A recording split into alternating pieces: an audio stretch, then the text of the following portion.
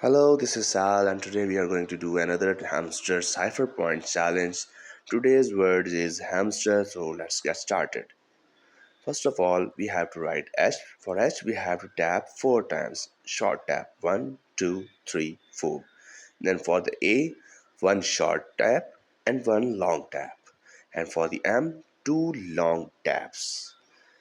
And for the S, we have to tap three times short tap, and for the T only one long tap, and for the E only one short tap, and for the R short tap, long tap, and short tap.